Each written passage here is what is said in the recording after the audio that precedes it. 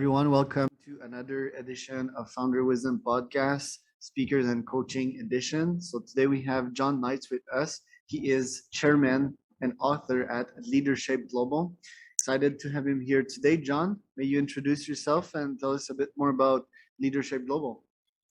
Okay, thank you for inviting me. I'm based in the UK, in an area called the Cotswolds, which is an area of natural beauty just north of Oxford. My career started as an engineer and then developed as a businessman in the corporate world. And over about 17 years, I think in all, I managed to climb the ladder pretty well. Traveling around the world, moving to different countries. I lived in Sweden, Holland, Singapore, and the United States, as well as the UK. And I reached the level of corporate vice president for a Fortune 100 company, and then became a main board director of one of the biggest companies in the UK at the time. For ethical reasons, I then decided to leave the corporate world. I was being expected to do things that I just wasn't happy with. And so I became an entrepreneur, walked out into the wild world of entrepreneurship, which is very different than the corporate world. Tougher in some ways, easier in others. Over a period of another 17 years, I started up 8 companies, 2 of which were real successes. Couple were middle of the road, and I have to admit that a couple were real dogs as well. So you learn as long as you live, right? And then about 20 years ago, or it was 1998 to be exact, I had the opportunity to learn to coach. And as a result of that, I had the opportunity to coach other executives and groups of other executives, very much on a part-time basis. I was still CEO of one of my own companies, a IT company. But what it did was it showed a mirror on my journey, and it made me realize that even the best leaders have still got a lot to learn about how to behave, how to bring our values to full consciousness, etc. And as a result of that, it actually changed my life. And I decided that even though I'd been considered along my journey as quite a good leader, there were a lot of things that I really was not good at. And that was particularly around the behavioral side of how to maximize the way I could inspire people and relate to people and engage them and make them feel leaders themselves, and in their, to some extent, responsible for their own decisions and own lives. And so together with a couple of colleagues who were doing similar stuff, we formed a company called Leadership Global in 2003. And in that time, in the last almost 20 years now, we've been developing a journey which we call a journey to transpersonal leadership, which is about how do you lead beyond your ego. And that's it's a tough thing, because we've all got an ego, and an ego is not bad in its own, in moral terms. It's just a question of how you use it and being aware about it. So the program that we've developed over that period of time is about how to develop your emotional intelligence, and as such, improve your behaviors and relationships with people. And secondly, to increase one's self-awareness. But perhaps most importantly, at the end of that, is to raise our consciousness so that every decision we make takes into consideration what our true values are. And that's particularly important as a leader, because as a leader, you have a responsibility, not just for yourself, but for the organization that you have this leadership role. And therefore, you have to think about the stakeholders of your organization if you're going to, in a sustainable way, do the best for your own organization. And that means that you have to remove the ego from the organizational culture as well. Okay. Well, I wrote a post about ego, I think it was last week, and I mentioned that, ego is the driver of performance because when you say things, well, I mean, that's one definition of ego in the business place. But when you say, I will reach $1 million this quarter, for example, it's kind of your ego speaking. It's kind of look at me now and look at what I can do. And performance kind of forces you, well, I mean, your inner mechanism forces you to perform and reach that goal. So is that a good view of ego? Is it good to have some kind of ego in business? Because I believe that people that do not have ego um, do not really succeed in business. I believe that the right combo is to have some kind of ego, but to back it up with some skills. Is that the right ego profile, if you want? Yeah, I think that I think you certainly have to have self-esteem. You have to have self-belief. You have to have self-confidence. But it should be a self-confidence. It's more about, I'm happy with who I am, rather than I'm the greatest. Um, and I think that if you identify, um, an intent to perform because you think you're the greatest, then at some point you're going to fall down a big black hole. Yeah, I think there's so few of the greatest, but for example, Muhammad Ali, which is very much known for being the greatest, and he would proclaim that he was the greatest. I think it helped him to reach that place. Or, for example, Kanye West, the rapper, he made the documentary not so long ago, and I think it's a bit, in megalomania at that point, but we cannot deny that it helped him to reach that level of success. I guess it's again, it's a combination of backing your ego up with talent. I think Yeah, that having too much ego in the ego place as well is a bit toxic because there's a bunch of people that want to prove themselves, and it's kind of win-lose game. So it will be like, hey, yeah, my success at the expense of your loss, so I think you need to be careful with that. I also think that ego, well, from a personal perspective, is never that good. I went to various meditation retreats and they teach you to kind of let go of that and to think in more conscious and united terms, if you want. So, what's your definition of conscious leadership? um, well, I mean, a lot of what you say is correct. I mean, if you go back to Freud, for example, I mean, you've got the three types of ego, and I think that the superego is the one that is really trying to make you do the right thing. But if you ask me the question about conscious leadership, um, it's really about knowing what your values are and living by those values. And when you make a decision, actually having a touchstone that allows you to tick those boxes. Am I being ethical? Am I doing this with integrity? And whatever your other values are, am I being patient? Am I willing to forgive?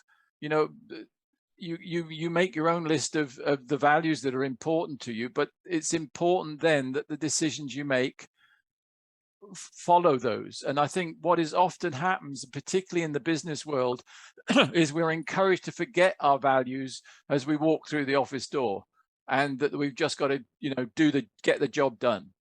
And I Yeah, know that just one thing on that, and that is that I followed that mantra for probably about 20 years, where I was a different person at work than I was at home and with my friends. And actually that stresses you out trying to be different people. You've got to be your real person, who you really are. yeah, hundred Um, percent. And well, I can see that era, especially in in the Wall Street era, yeah, that contributed to the last financial crisis that we had. Think nowadays, well, top leaders, they just know that you need to come as you are to the workplace. And while you were talking, I mean, it got me reflected your own value, but I think it's also important that your value kind of reflects the community you're part of, because I cannot see myself, coming to work without integrity, for example, because obviously other humans value integrity. And if you study history as humans. I mean, we are here today because of trust, you know.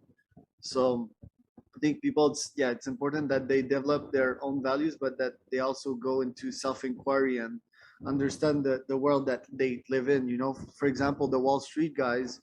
Well, sure, it might be legal what you do, but is it ethical to grab Exactly. all of that money and to be greedy and to not care about the other? Because I mean, that's the society that you depend on, right? That's how you get your water. That's Yeah. how you get uh, safety in the streets. You know, like you're living in some kind of society that builds you up there. So it's important that you respect it too. So yeah, I think these kinds of mindset they're more common nowadays. And I was about to ask you, um, well, first, what makes a good coach exactly? And the second question is a coach a leader? Is are both the same? Well, I think to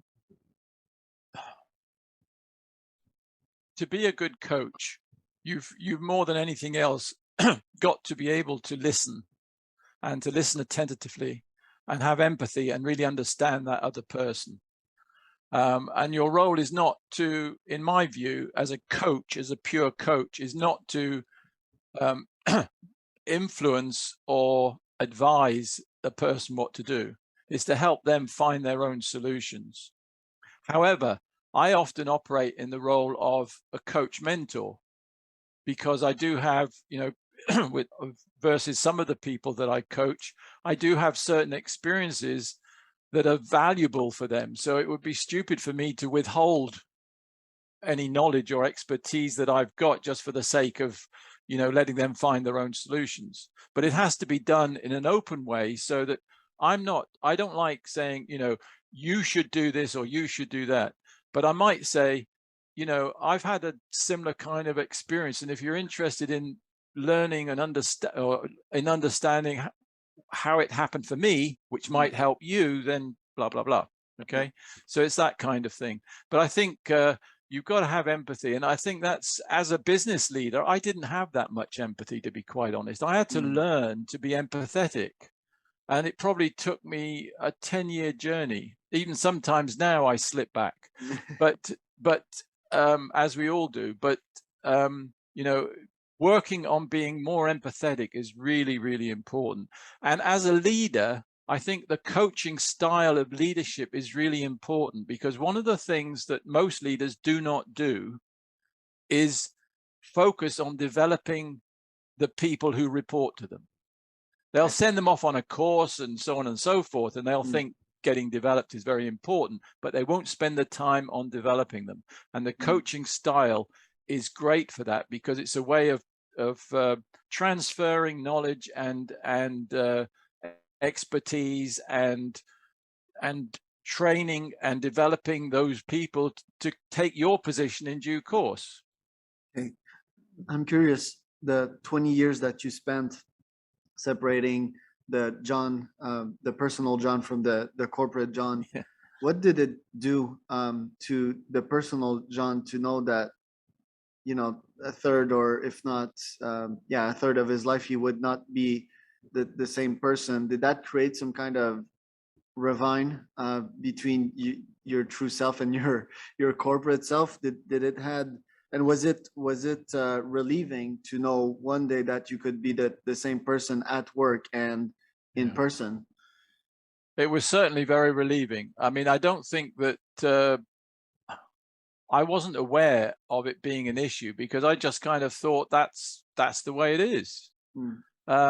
And but I know that looking back, I was often stressed, and I think where the stress came out most was at home, Okay. actually.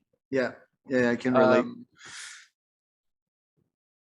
Can very much relate. And I think I think stress sometimes and not being at ease is just straying away from your value.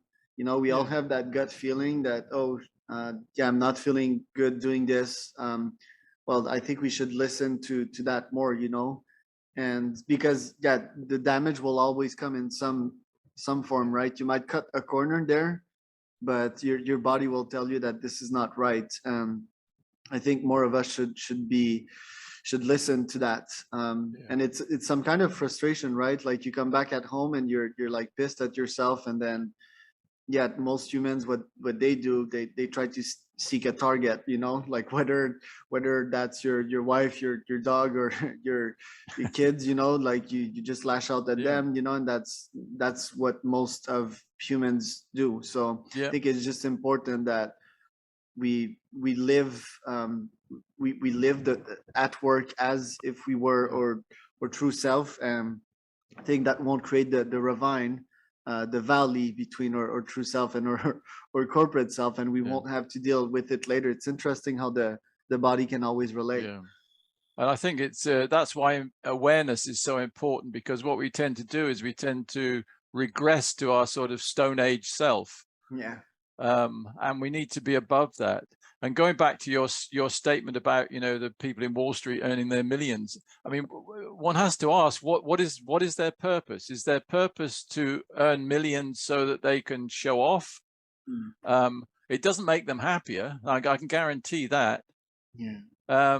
So, you know, what is their purpose? And I think that a lot of people don't really ask that. Yeah, for sure. And you know, showing off. Well, for example, having and I don't have anything against people making millions. It's just, you No, know, me neither. make them consciously and try to go win-win, you know, Yeah, because this humanity, it has literally brought you up, you know, like even though like I'm often critical about the education system and so forth, you know, like it has literally brought you up as who you are today. So be grateful for that.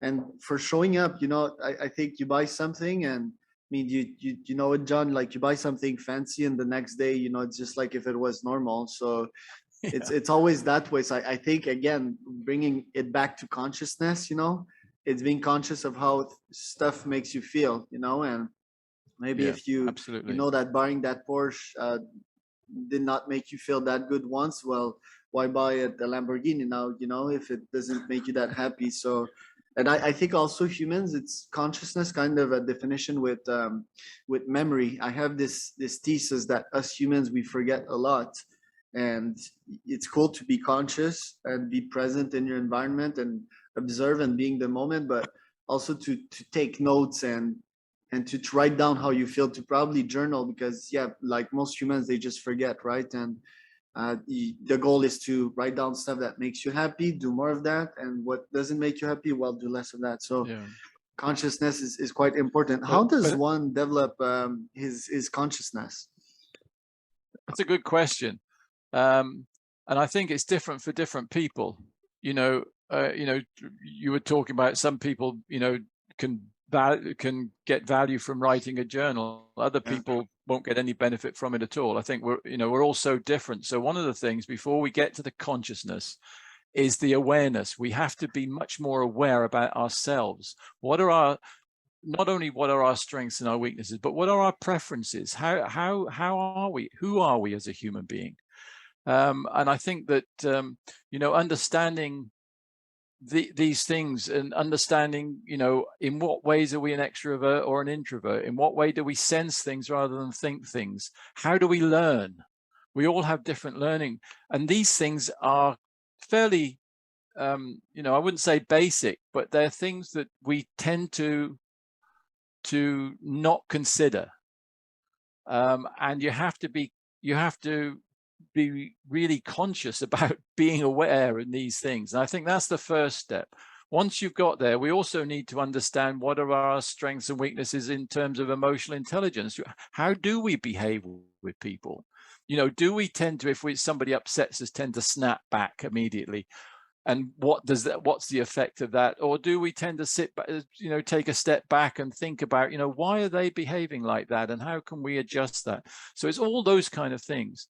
I think once we've got to there, then we can start to look at consciousness. And I think that, in the journey that we've developed, this transpersonal leadership journey, the first half of it is really about awareness, and the second half is about consciousness, because consciousness is about, in a way, how you put your awareness into action. and being present in the moment about what are you going to do about who you are. You know, we separate values into two areas. One is your personal conscience, which is, you know, who you are. And then the next is the self-determination. In other words, what are you going to do with who you are? Because that's when the real leadership comes in, if you like, even leading yourself. And so I think these kind of things, considerations, also understanding how you make decisions and how you could make better decisions. You know, we tend to be educated to think cognitively the whole time, that everything has to be logical, whereas actually most of our decisions are intuitive in one way or another. And we then use our logic to either explain it or to convince ourselves that that's the right decision.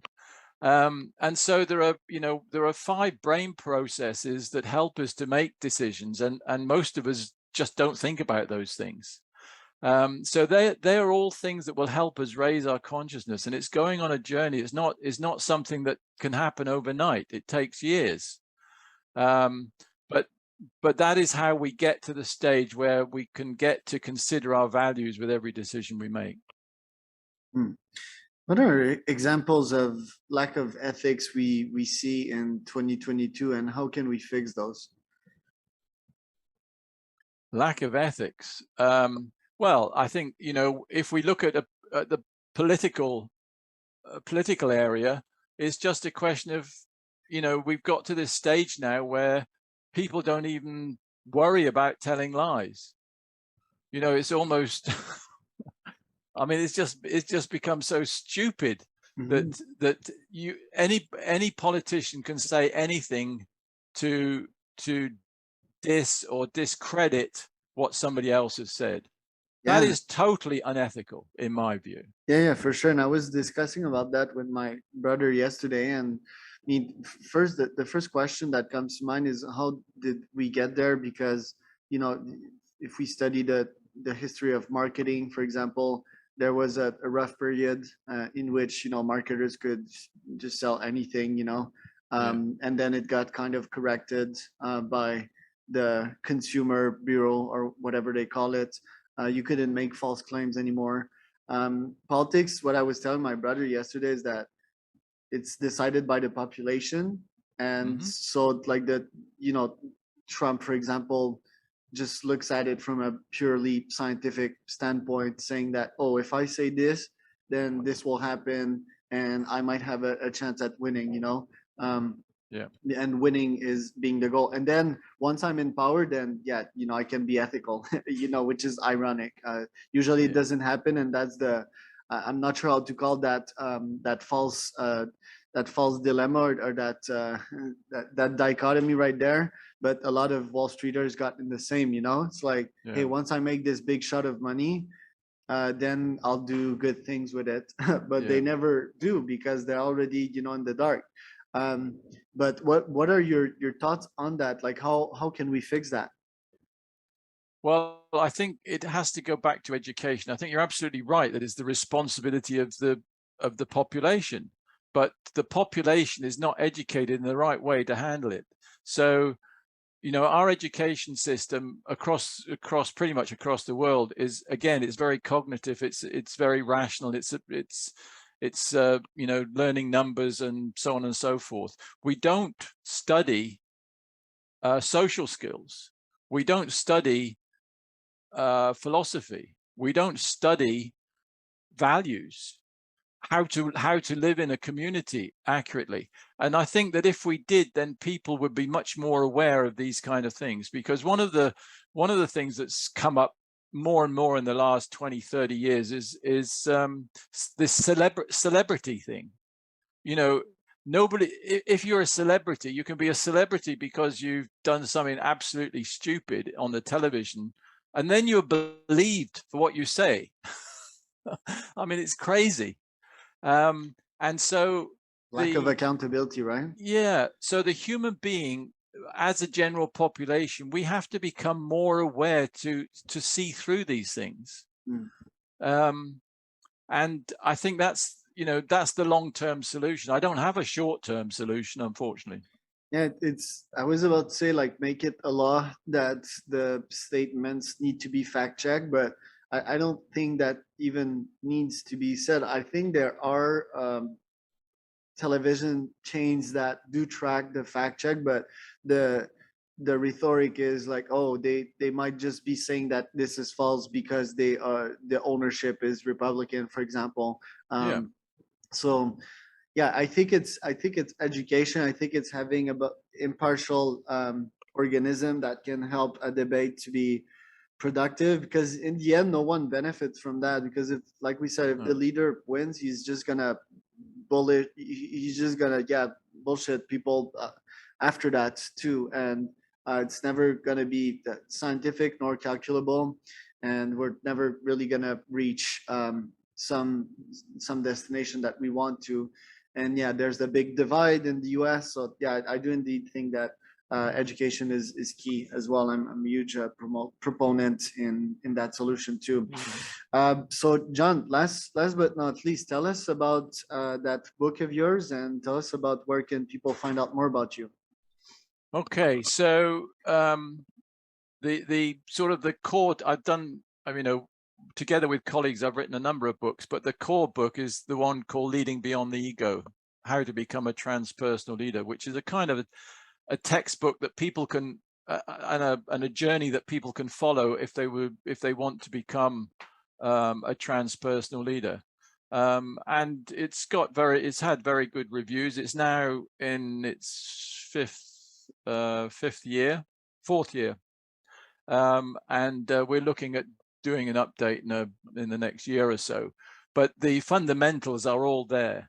And it is fundamentally, as I've kind of half explained as we've been talking, about how people learn to raise their awareness and change their behaviors so that they're looking for a win-win, for collaboration rather than competition, for a win-win rather than win-lose.